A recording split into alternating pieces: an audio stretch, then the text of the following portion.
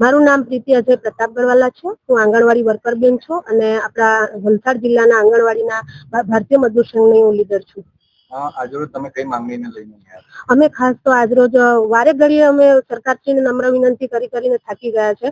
ત્યારે આજે અમારે ખરેખર દુઃખ સાથે તમને વ્યક્ત કરવું પડે છે કે આજે અમે ઓનલાઈન કામગીરી બંધ કરવા માટેની જે નિર્ણય લઈ રહેલ છે. આજે દરેક જિલ્લાની અંદર આવેદનપત્ર પણ અપાઈ ગયેલા છે અને ઓનલાઈન કામગીરી પણ બંધ માટેનું એલાન થઈ ગયું છે. તો આજથી આવતીકાલથી અમે લોકો ઓનલાઈન કામગીરી બંધ કરીશું અને ખાસ કરીને અમારી એક નોંધ લેશો કે અમે ઓફલાઈન કામગીરી ચાલુ રાખીશું, જેથી કરીને અમારા લાભાર્થી નાના બાળકો તેમજ સગર્ભા જાતિને કોઈ પણ જાતનું નુકસાન નહીં થાય એવી અમે બાહેધરી આજ મીડિયા થકી પણ આપીએ છીએ અને સરકારશ્રી પણ એ અમારી નોંધ લે એવી આશા અમે નમ્ર વિનંતી કરીએ છીએ.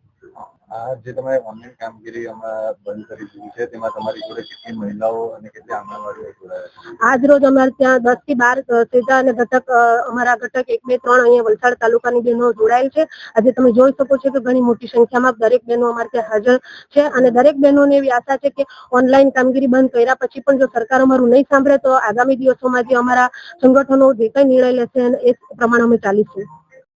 આપનું નામ? મારું નામ દીપ્તિ અનિલ પટેલ છે.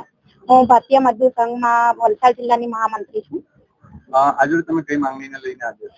આજરોજ અમે અમારા જે બહેનો બધા મોબાઈલ તો આવી ગયા છે, પણ એની જે ઓનલાઈન કામગીરી દરરોજ ને દરરોજ નવી નવી એપ્લિકેશનો આવતી જાય છે અને તેનું કામનું ભારણ રોજે રોજ આ ડેટા માંગે તે માંગે અને એ પણ આટલા સમયમાં અમારું પૂર્ણ કરો ને અમુક સમયે નેટવર્કના પણ ઘણા ઇસ્યુ થતા હોય.